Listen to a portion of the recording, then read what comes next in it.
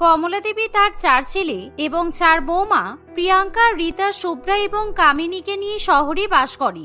আর তারা যেহেতু শহরের 2 BHK ফ্ল্যাটে বাস করে, তাই তাদের রান্নাঘর কেবলমাত্র একটাই। আর সেই একটা রান্নাঘরে রান্না করা নিয়ে সবসময় 4 বৌমার মধ্যে ঝগড়া ঝামেলার সৃষ্টি হয়। কারণ 4 বৌমা একেবারে 4 ধরনের খাবার খেতে পছন্দ করে। বড় বৌমা নর্থ ইন্ডিয়ান রান্না করতে ভালোবাসে, মেজ বৌমা বাঙালি রান্না করতে পছন্দ করে, আর বাকি 2 বৌমা সবসময় রান্নাঘরে গিয়ে রান্না করার বদলে রিলস ভিডিও বানাতেই ব্যস্ত থাকে।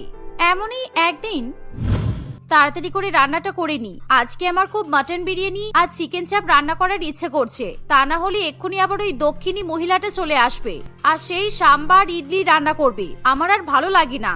এই বলে প্রিয়াঙ্কা তাড়াতাড়ি করে নিজের পছন্দ মতো রান্না শুরু করে দেয়। আর এমন সময় তার বাদবাকি 3 যা সেখানে চলে আসে। আর তখন শুভ্রা এবং কামিনীর হাতে 2টো ফোন থাকে, কারণ তারা ভিডিও রেকর্ডিং করতে চায়। আর এর ফলে রান্নাঘরে একটা গোলযোগের সৃষ্টি হয়। দিদি, তুমি মাটন বিরিয়ানি আর চাপ রান্না করছো? ব্যাস, ভালোই হয়েছে, তাহলে আমি আমার চ্যানেলের জন্য একটা ভালো কন্টেন্ট পেয়ে গেলাম। চলো তাড়াতাড়ি করে রান্না বান্না শুরু করো, আমি সব রান্না বান্না ভিডিও করব। না, তোমাকে কোনো ভিডিও করতে হবে না, এমনিতেই রান্নাঘরের জায়গা ছোট, এখন তোমরা আমাকে জায়গা ছেড়ে দাও, কারণ এভাবে রান্না করতে ভীষণ অসুবিধা হয়। আর আমি যখনই রান্না করতে আসি তখনই তোমরা ভিডিও করতে চলে আসো কেন বলো তো? আমার কিন্তু ভীষণ বিরক্ত লাগে। আমি যখন রান্না করব তখন তোমরা আমাকে বিরক্ত করবে না, যাও চলে যাও এখান থেকে। দেখতে দেখতে এভাবেই কিছুদিন কাটে। আর রান্না বান্না নিয়ে প্রত্যেকদিন 4 বৌমার মধ্যে ভীষণ পরিমাণে ঝামেলার সৃষ্টি হয়। আর 4 বৌমার ঝামেলা থামানোর জন্য শাশুড়ি মা নিজে গিয়েই রান্না বান্না করে। আর একদিন 4 বৌমা জেদ ধরে বসে তারা তাদের শাশুড়ি মাকে বাজার করে নিয়ে এসে দেবে। ফলে তারা 4 বৌমা যে যার মতো বাজারে চলে যায়। মা, আমি আজকে তাজা ভেটকি মাছ আর পাবদা মাছ নিয়ে এসেছি, আপনি সবার জন্য ভেটকি মাছের পাতুরি আর পাবদা মাছের ঝোল রান্না করুন, তার সাথে সরু চালের ভাত। না মা, আমি আর কামিনী বাজার থেকে আপনার জন্য পাস্তা আর নুডলস নিয়ে এসেছি, আপনি আজকে হোয়াইট সস পাস্তা আর চিকেন নুডলস রান্না করুন, কারণ আমার ভিউয়ার্সরা এই সমস্ত রেসিপিগুলো দেখতে চেয়েছে। অন্যদিকে সাউথ ইন্ডিয়ান বৌমা বাজার থেকে 2টো নারকেল কিনে নিয়ে আসে, কারণ তাদের আজকে ডোসা খেতে ইচ্ছা করছে। আর এবার তাদের 4 বৌমার মধ্যে এই নিয়ে ঝামেলা বাঁধে যে শাশুড়ি মা কার পছন্দের খাবার রান্না করবে। ফলে কমলা দেবী আরো পাগল হয়ে ওঠে। আর কমলা দেবীর মনে হয় সে যেন এই বাড়ির রাঁধুনি। তোমরা হয়তো ভুলে যাচ্ছ যে আমি তোমাদের 4 বৌমার শাশুড়ি মা, আর যেখানে আমার তোমাদের 4 জনকে রান্না করার অর্ডার দেওয়া উচিত সেখানে তোমরা আমাকে অর্ডার করছো। তোমাদের এত বড় সাহস! আমি এমনিতেই হাতে পায়ে ব্যথা নিয়ে দাঁড়াতে পারি না, তার উপর আমি তোমাদের পাল্লায় পড়ে রান্না করছি, আর এখন আবার এসব। এরকম করে কেন বলছেন মা? আপনি যদি আমাদের নিজের মা হতেন তাহলে আমাদেরকে এরকম করে কথা শোনাতে পারতেন। আর আপনি রান্না করছেন বলেই তো আমরা বাজার করে নিয়ে এসে দিচ্ছি, কারণ আপনি নিজেই বলেছেন যে আপনি আমাদেরকে রান্না করতে দেবেন না, আর আপনি নিজেই রান্না করবেন। আমি তোমাদেরকে রান্না করতে বারণ করেছি কারণ রান্নাঘরে ঢুকলে তোমরা 4 জন ঝগড়া করো, সেই জন্য। শাশুড়ি মায়ের কোনো কথাই 4 বৌমা শুনতে চায় না, তাই তারা আবার নিজেদের মধ্যে ঝামেলা করতে শুরু করে। ফলে কমলা দেবী না পেরে সবার হাত থেকে বাজারের ব্যাগ নিয়ে নেয়। আর ঝামেলা থামানোর জন্য সে তার 4 বৌমার পছন্দ মতো খাবারই রান্না বান্না করতে শুরু করে। সে প্রথমে প্রিয়াঙ্কার পছন্দ মতো ভেটকি মাছের পাতুরি এবং পাবদা মাছের ঝোল রান্না করে, তারপর নারকেল দিয়ে ডোসা তৈরি করে। আর শেষে শুভ্রা এবং কামিনী ভিডিও করতে এলে তাদের জন্য নুডলস এবং পাস্তা রান্না করে দেয়। থ্যাংক ইউ মা, আপনার হাতে রান্না কিন্তু সত্যিই দারুণ হয়েছে। আমি এত সুন্দর ভেটকি মাছের পাতুরি আর পাবদা মাছের ঝোল কোনোদিনই খাইনি। তাহলে কালকে আমি বাজার থেকে আপনাকে মাটন নিয়ে এসে দেব, আপনি কালকে গরম গরম মাটন কষা রান্না করবেন, ঠিক আছে? মা, আজকে আমি আপনার রান্না করার এমন সুন্দর ভিডিও বানিয়েছি না, ওই ভিডিও যদি একবার পাবলিসিটি পেয়ে যায় তাহলে আমি অনেক টাকা পাবো। আর কালকেও আমি এইভাবেই আপনার রান্নার ভিডিও বানাবো। থ্যাংক ইউ সো মাচ মা। এভাবেই 4 বৌমা পেট ভরিয়ে খাওয়া দাওয়া করে নিজের নিজের ঘরে চলে যায়। আর এভাবেই প্রত্যেকদিন কমলা দেবীকে 4 বৌমার পাল্লায় পড়ে রান্না বান্না করতে হয়। আর প্রত্যেকদিন যে যার নিজের ইচ্ছে মতো রান্না বান্না করার অর্ডার দেয়। আর এর ফলে বিরক্ত হয়ে একদিন কমলা দেবী জানিয়ে দেয় সে আর কিছুতেই রান্না বান্না করতে পারবে না, কারণ তার ভীষণ পরিমাণে শরীর খারাপ লাগে। ঠিক আছে মা, কোনো ব্যাপার নয়, তাহলে আজকে আমি রান্না করব, আর আপনার জন্য আমি শিঙি মাছের ঝোল আর ভাত রান্না করব, ঠিক আছে? শরীর খারাপের মধ্যে শিঙি মাছের ঝোল আর ভাত খাওয়া কিন্তু খুবই উপকারী। ইল্লে, আমি আজকে ইডলি রান্না করব, আর ইডলি খেলে শাশুমার শরীর একদম ঠিক থাকবে। আমাকে তোমরা কোনোদিনও সাউথ ইন্ডিয়ান রান্না করতেই দাও না, তাই আজকে আমি দক্ষিণী রান্না করব। না না, কোনো দরকার নেই ইডলি, তোমাকে কিছু রান্না করতে হবে না, তুমি ঘরে যাও। আর হ্যাঁ শুভ্রা, আমি যখন রান্নাঘরে রান্না করতে যাব তখন তুমি আর কামিনী কিন্তু ক্যামেরা নিয়ে গিয়ে উপস্থিত হবে না। আমি একদম আমার রান্না করার ভিডিও পছন্দ করি না, কারণ আমি রান্না করে কষ্ট করব আর তোমরা আমার রান্না করার ভিডিও করে টাকা কামাবে, সেটা তো হতে পারে না। এই বলে প্রিয়াঙ্কা তাড়াতাড়ি রান্নাঘরে চলে যায়, আর তার পেছন পেছন বাদবাকি 3 যাও সেখানে যায়। এর ফলে সবাই মিলে রান্নাঘরের উপর নিজের অধিকার কায়েম করতে শুরু করে, আর তারা প্রিয়াঙ্কাকে কিছুতেই রান্না করতে দেয় না, কারণ তারা মনে করে রান্নাঘরটা প্রিয়াঙ্কার একার সম্পত্তি নয়। সে গ্যাস ওভেনের উপর তাড়াতাড়ি করে শিঙি মাছের ঝোল এবং ভাত রান্না করতে বসিয়ে দেয়, আর তখনই ইডলি রান্নাঘর থেকে স্টোভ বের করে তার মধ্যে ইডলি রান্না করতে শুরু করে। অন্যদিকে শুভ্রা এবং কামিনী দুজনে রান্না বান্নার ভিডিও করতে থাকে। আরে ইডলি, তুমি এটা কি করছো? একে রান্নাঘর ছোট, তার উপর এরকম দাও দাও করে স্টোভ জ্বললে যখন তখন আগুন লেগে যাবে। তুমি স্টোভ নিভিয়ে ঘরে চলে যাও তো। ইল্লে ইল্লে, আমি ঘরে যাব না, আর তুমি আমাকে বলার কে? হ্যাঁ, আমি আজকে ইডলি রান্না করবই, কারণ তোমাদের জন্য আমি অনেকদিন হলো সাউথ ইন্ডিয়ান খাবার রান্না করতে পারছি না। শুধুমাত্র শাশুড়ি মাই একদিন আমাকে নারকেলের ধোসা বানিয়ে খাইয়েছিল। আরে চুপ করো, ভিডিওর মধ্যে তোমাদের ঝগড়া উঠে যাবে, তখন আমাদের ভিডিও আর কেউ দেখবে না। চুপচাপ রান্না করো, অবশ্য আমি এডিট করে কেটে যদিও বাদ দিতে পারি। এমন বলা মাত্রই আবার রান্নাঘর নিয়ে 4 বৌমার মধ্যে ভীষণ পরিমাণে ঝগড়া বাঁধে, আর এবার একেবারে তুমুল ঝগড়া বাঁধে। ফলে শাশুড়ি মায়ের খাটের উপর শুয়ে থাকতে পারে না। সে রান্নাঘরে এসে দেখে মশলাপাতির কৌটো থেকে শুরু করে হাতা খুন্তি সব ছড়িয়ে ছিটিয়ে আছে, অর্থাৎ 4 বৌমা রান্না করতে গিয়ে নিজেদের মধ্যে একেবারে ঝগড়াঝাটি বাঁধিয়ে বসে। আর কমলা দেবী এসব দেখে মাথা ঘুরে অজ্ঞান হয়ে পড়ে যায়। দেখলে তো, তোমরা এমন করলে যে শাশুড়ি মা অজ্ঞান হয়ে পড়ে গেল। এই জন্যই আমি বলছিলাম যে আমি রান্না করব, তোমাদেরকে রান্না বান্না করতে হবে না, তোমাদেরকে রান্না করে আসতেই হবে না। আচ্ছা ঠিক আছে, চুপ করো। শাশুড়ি মায়ের মুখে জলে ছিটে দেওয়া উচিত, তাহলে উনি এক্ষুনি সুস্থ হয়ে যাবেন। এই বলে 4 বৌমা শাশুড়ি মায়ের চোখে মুখে জলের ছিটা দেয়, ফলে কমলা দেবীর জ্ঞান ফিরে আসে।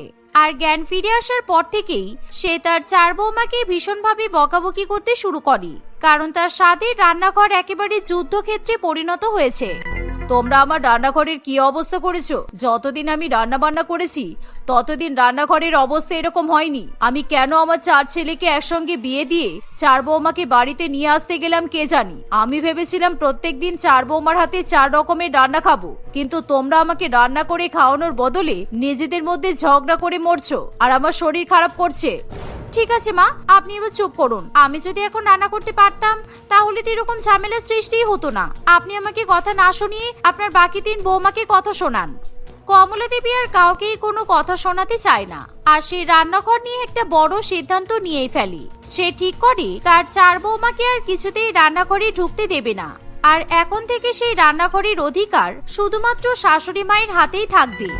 আজকে থেকে আমি রান্নাঘরে বড় তালা লাগিয়ে দিলাম, এই তালার চাবি থাকবে আমার কাছে।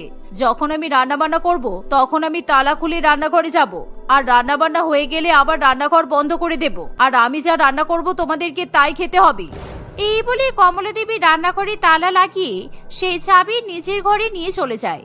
আর প্রত্যেকদিন কমলা দেবী রান্নাঘরের তালা খুলে সকলের জন্য রান্না বান্না করে, আর সেই রান্না 4 ছেলে এবং 4 বৌমাকে খাওয়ায়। আর এভাবেই তার রান্না বান্না হয়ে গেলে আবার সেই রান্নাঘরে তালা দিয়ে দেয়। কিন্তু প্রত্যেকদিন রান্না করার ফলে কমলা দেবীর শরীর খারাপ করে, আর একদিন কমলা দেবী তার 4 বৌমাকে নিজেদের মধ্যে কথা বলতে শোনে।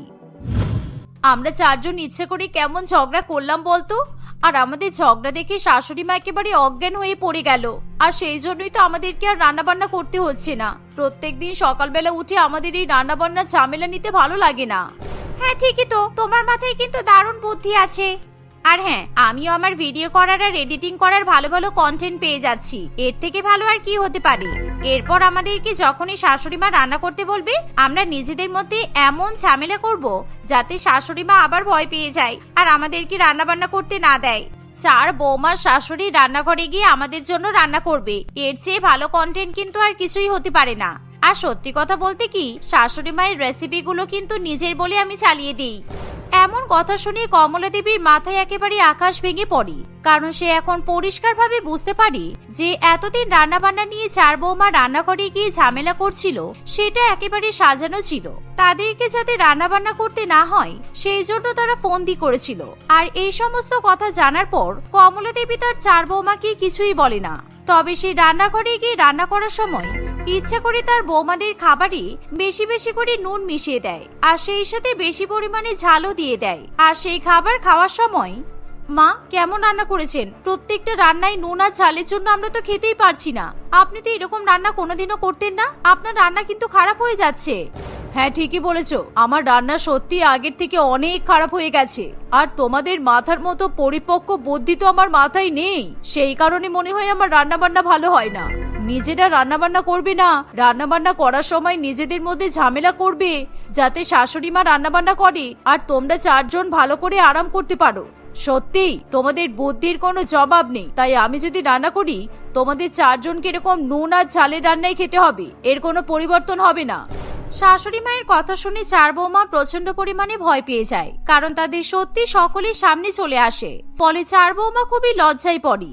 এর ফলে চার বৌমা তখন একে অপরের ঘাড়ে দোষ চাপাতে শুরু করে, কিন্তু শাশুড়ি মা কারোর কোনো কথাই বিশ্বাস করতে চায় না।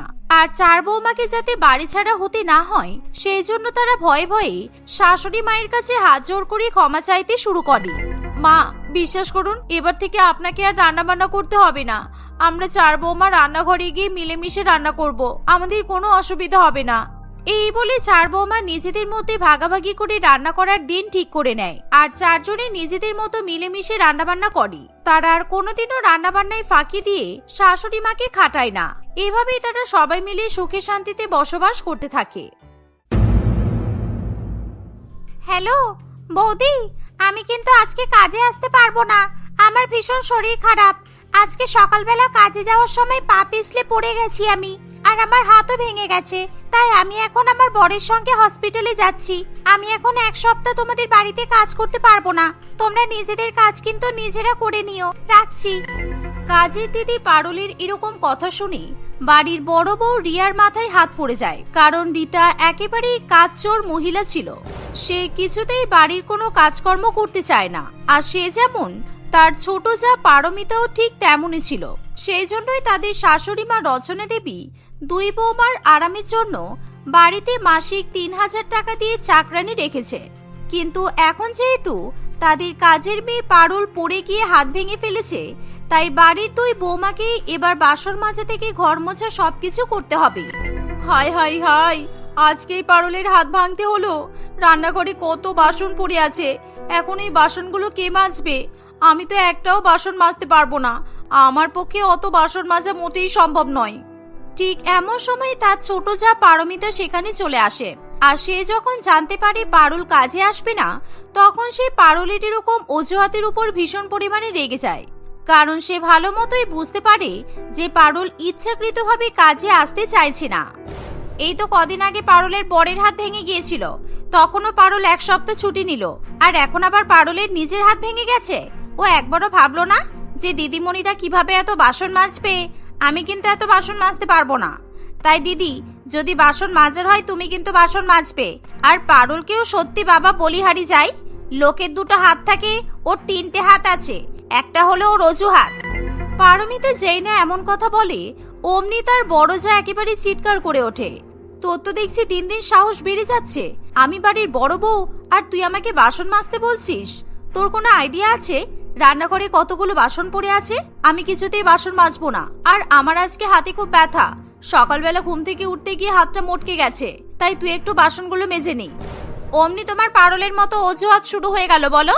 ও না হয় কাজের মাসি, তাই অজুহাত দিচ্ছে মানায়, কিন্তু তুমি তো বাড়ির বউ হয়ে কাজের মাসির মতো অজুহাত দিচ্ছ।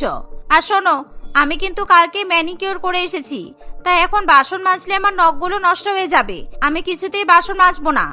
তুই কি আমাকে বাড়ির কাজের মাসির সঙ্গে তুলনা করলি? আমার তো দেখছি কোনো মান সম্মান নেই। আর তুই তো আগের সপ্তাহে ম্যানিকিউর করিয়েছিস, সুতরাং মিথ্যা কথা বলছিস কেন? মিথ্যাবাদী মহিলা! তুই কালকে পার্লারে গিয়ে ফেসিয়াল করিয়েছিস আমি ভালো করেই জানি। তাই যা, বাসনগুলো মাজা শুরু করে দে। দুই বৌমার মধ্যে এরকম বাসন মাজা নিয়ে কে বাসন মাজবে, কখন বাসন মাজবে, এইরকম ঝামেলা চলতেই থাকে। আর এরকম ঝামেলা তাদের শাশুড়ি মা কিছুতেই সহ্য করতে পারে না। তবে সে দুই বৌমার মধ্যে ঝামেলা থামাতে চাইলেও কিছুতেই সেই ঝামেলা বন্ধ হতে চায় না। ঠিক আছে, তোমরা ছেড়ে দাও। তোমাদের যদি বাসন মাজতে ইচ্ছা না করে তাহলে বাসন মেজো না। তোমাদের হয়ে বরং আমি বাসন মেজে দিচ্ছি, কিন্তু তোমরা দয়া করে ঝামেলা করো না। আমি আর সহ্য করতে পারছি না এসব। কেন আপনি বেকার বেকার বাসন মাজতে যাবেন কেন? যে খাবে সে নিজের বাসন নিজে মেজে নেবে, তাহলেই তো সমস্যার সমাধান হয়ে যায়। আমি তো একটা থালাই খাই, তাই আমার একটা থালা মাজতে কোনো অসুবিধা নেই। তোমাদের যার যার নিজের বাসন মাজতে কোনো অসুবিধা নেই, কিন্তু আমি তোমাদের প্রত্যেকের বাসন মেজে দেব। আমারও তাতে কোনো সমস্যা হবে না। এবার চুপ করো তোমরা। রচনা দেবীর একে হাঁটুতে ব্যথা, তার উপর হাতে সাবান এবং জল লাগলে তার হাতেও নানান রকম সমস্যা দেখা দেয়। কিন্তু তবুও শাশুড়ি মা যখন বলে সে নিজেই বাসন মেজে দেবে, তখন তার দুই বৌমা একেবারে চুপ করে থাকে। কারণ তারা তাদের শাশুড়ি মায়ের শরীরের অবস্থা নিয়ে চিন্তা করে না, তাদের শুধু বাসন মাজা থেকে পালানো নিয়ে দরকার। কিন্তু শাশুড়ি মায়ের মন রাখার জন্য দুই বৌমার গলার সুর একেবারে যেন পাল্টে যায়। কিন্তু মা, আপনাকে বাসন মাজতে হবে না। এখন না হয় ছোট দুপুরবেলা বাসন মেজে দেবে, তারপর রাত্রিবেলা আমি বাসন মেজে দেব। তাই ছোট, এই রান্নাঘরে চলে যা, তাড়াতাড়ি বাসন মাজা শুরু করে দে। ও, তুমি তো ভীষণ শেয়ানা। এখন যেহেতু বাসনের পরিমাণ বেশি আছে, তাই আমি গিয়ে বাসন মাজবো। আর রাত্রিবেলা আমাদের খাওয়া দাওয়া কম হয়, তখন বাসনও কম থাকবে, তখন তুমি বাসন মাজবে, তাই তো? আমার এখন বাসন মাজতে ভালো লাগছে না, তুমি গিয়ে বাসন মাজো। এভাবে দুই বৌমার মধ্যে আবার বাসন মাজা নিয়ে ঝামেলা শুরু হতে যাবে, তখনই তাদের শাশুড়ি মা কোনো মতে ঝামেলা থামিয়ে দেয়। তাই সে মনে মনে ঠিক করে যে এখন এবং রাত্রিবেলা দুবেলাতেই সে বাসন মাজবে। আর অন্যদিকে তার দুই বৌমা যে যার মতো ঘরে পালিয়ে যায়। যাই, আমি বরঞ্চ কোনো মতে উঠে গিয়ে বাসনগুলো ভালো করে পরিষ্কার করে দিই, না হলে দুপুরবেলা আমার কপালে আর খাওয়া জুটবে না, আর আমার দুই ছেলেও খাবার খেতে পাবে না। এই বলে রচনা দেবী বাসন মাজার জন্য উঠতে যাবে, সেই সময় তার দুই ছেলে সেখানে আসে। মা, তুমি পায়ে ব্যথা নিয়ে কোথায় যাচ্ছ? আর আমাদের বউরা বললো নাকি আজকে পারুল আসবে না। ও প্রত্যেক মাসে কি পেয়েছে বলো তো? দাঁড়াও, এই মাসের মাহিনা কেটে নেব। যখন যেমন ইচ্ছে কামাই করবে ওকে সব টাকাগুলো দেবো, সেটা তো হয় না। হ্যাঁ দাদা, একদম ঠিক কথাই বলেছো। ওকে আমরা বেশি মাথায় তুলে দিয়েছি, বদমাইশ মেয়ে একটা। আর মা, তুমি এখন আরাম করো, তোমাকে কোনো কাজ করতে হবে না। যে যা নিজের বাসন সে মেজে নেবে। আর আমরা এমনিতেই অফিসের ক্যান্টিনে খাওয়া দাওয়া করি, তাই আমাদের বাসন মাজা নিয়ে কাউকে কোনো চিন্তা করতে হবে না।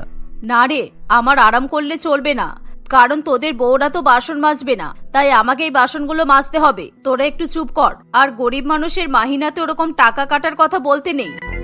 দুই ছেলে তাদের মায়ের এমন কথা কিছুতেই শুনতে চায় না, তাই তারা মনে মনে ঠিক করে কিছুতেই তাদের মাকে বাসন মাজতে দেবে না। মা, তুমি চুপ করে বসো না। সেই সকাল থেকে এমনিও চা খাইনি, তাই আমার মাথা ধরে আছে।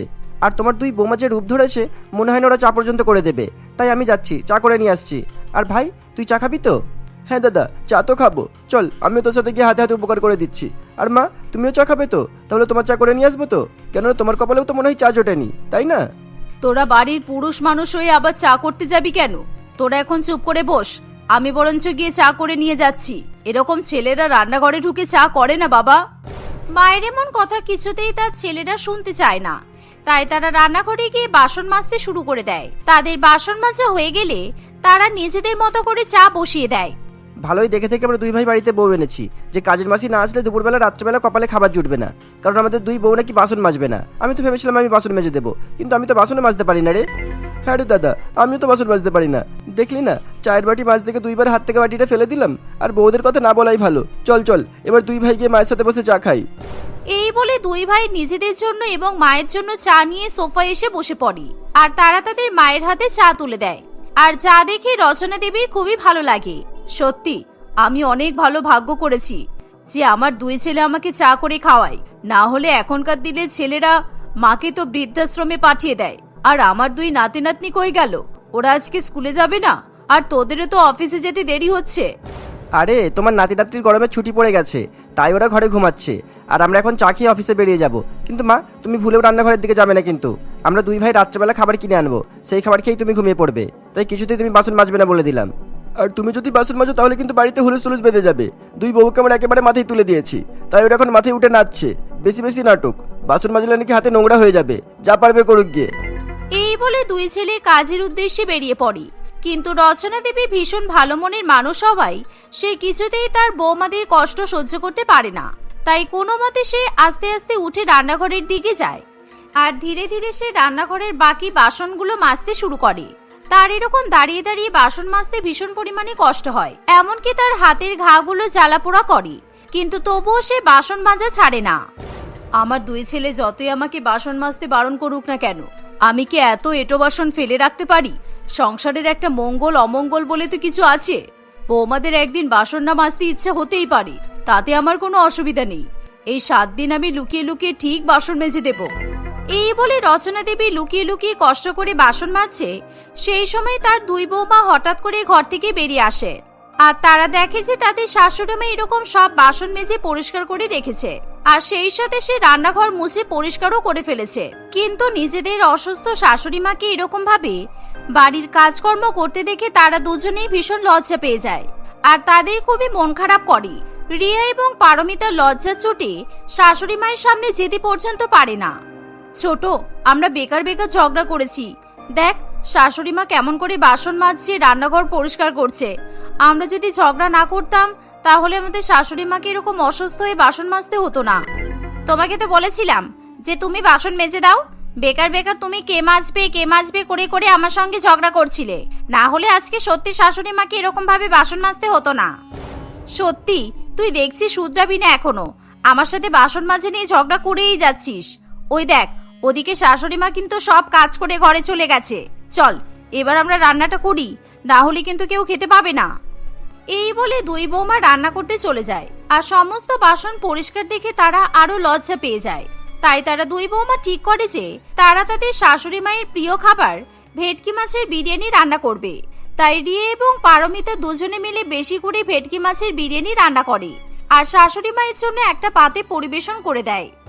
এই নে, আমি ভেটকি মাছের বিরিয়ানির উপর ভালো করে কাঁচা পেঁয়াজ আর শুকনো লঙ্কা ছড়িয়ে দিয়েছি, কারণ আমাদের শাশুড়ি মেয়ে এভাবে বিরিয়ানি খেতে ভালোবাসে। তুই একটা পাতি লেবু দিয়ে মাকে বিরিয়ানিটা খাইয়ে আয়, আর তোর পেছন পেছন আমিও যাব, মায়ের কাছে ক্ষমা চাইতে হবে তো। হ্যাঁ দিদি, তুমি ঠিকই বলেছ, যাই আমি গরম গরম বিরিয়ানি দিয়ে আসি, কারণ এই ভর দুপুর বেলায় মা অনেক কাজ করেছে, কত বাসন মাজলো, রান্নাঘর পরিষ্কার করলো, তাই মায়ের কিন্তু খুব কষ্ট হয়েছে। মায়ের হাতে ঘা থাকা সত্ত্বেও মা এতগুলো কাজ করলো। এই বলে পারমিতা তার শাশুড়ি মায়ের জন্য ভেটকি মাছের বিরিয়ানি নিয়ে চলে যায়, আর তার পেছন পেছন বড় বৌমাও যায়। তারা দুজনে মিলে দেখে যে তাদের শাশুড়ি মা হাতে ব্যথায় মুখ চেপে কান্নাকাটি করছে, আর বাসন মাজার ফলে তার হাতের ঘাগুলো আরো বেশি বেড়ে গেছে। শাশুড়ি মায়ের এরকম কষ্ট দেখে দুই বৌমার চোখে একেবারে জল চলে আসে। মা, এই নিন, আপনার জন্য দুপুরবেলা আমরা ভেটকি মাছের বিরিয়ানি রান্না করেছি, আর আপনার হাতের ঘা দেখে আমাদের খুব কষ্ট হচ্ছে। আপনি চিন্তা করবেন না, আমরা এক্ষুনি মলম নিয়ে আসছি, দেখবেন মলম লাগালে আপনার হাতের ঘা একদম ঠিক হয়ে যাবে। দিদি, তুমি মায়ের হাতে মলম লাগিয়ে দাও, আর আমি মাকে নিজের হাতে বিরিয়ানি খাইয়ে দিই। আমরা যদি সকালবেলা বাসন মেজে নিতাম তাহলে মাকে কিন্তু এখন কষ্ট পেতে হতো না। সত্যি আমরা অনেক ভাগ্য করে শাশুড়ি মা পেয়েছি, যে কিনা নিজের হাতে বাসন মেজে দেয়। দুই বৌমার এরকম ভালো ব্যবহার দেখে শাশুড়ি মা খুবই খুশি হয়। সেই সময় রিয়া নিজের ঘর থেকে মলম নিয়ে এসে রচনা দেবীর হাতে লাগিয়ে দেয়, আর অন্যদিকে পারমিতা তার শাশুড়ি মাকে নিজের হাতে গরম গরম ভেটকি মাছের বিরিয়ানি খাইয়ে দেয়। এই দেখে রচনা দেবী খুবই খুশি হয়ে বলে, যাক, আজকে আমি কষ্ট করে বাসন মেজেছি বলে তোমরা তোমাদের দোষটা বুঝতে পেরেছো। আর এক আধ দিন তোমাদের বাসন মাজার ইচ্ছা নাই করতে পারি, কিন্তু তাই বলে নিজেদের মধ্যে এরকম ভাবে ঝগড়া করবে না। আমার কিন্তু তোমাদের এই ঝগড়া একদম মোটেই ভালো লাগে না। ঠিক আছে মা, আজকে রাত্রিবেলা আমি আর আপনার ছোট বৌমা একসঙ্গে বাসন মেজে দেব, তাই আপনাকে আর কোনো চিন্তা করতে হবে না। আর আমরা নিজেদের মধ্যে কোনো ঝগড়া করব না, কারণ আমরা মিলেমিশে কাজকর্ম করার মর্ম বুঝতে পেরেছি। এক সংসারে থাকতে গেলে এরকম মিলেমিশে কাজ করতে হয়, তাতে সংসারে কখনো কোনো অশান্তি হয় না। তাই সকালবেলা আমরা যদি অশান্তি না করে মিলেমিশে বাসন মেজে নিতাম তাহলে ব্যাপারটা কিন্তু অনেক সহজ হয়ে যেত। যাই হোক, এখন আমরা বুঝতে পেরেছি। এই বলে দুই বৌমা রাত্রিবেলা থেকে মিলেমিশে বাসন মাজতে শুরু করে দেয়, আর তাদের বাসন মাজতে কোনো রকমের অসুবিধাও হয় না। আর এক সপ্তাহ পর পারুল যখন কাজে আসে, তখনও পারুল কাজ করে চলে যাওয়ার পর কোনো বাসন যদি বাড়তি ব্যবহার করা হয় সেই বাসন দুই বৌমা মিলে মেজে দেয়। এভাবে তাদের মধ্যে বাসন মাজা নিয়ে ঝামেলা শেষ হয়ে যায়।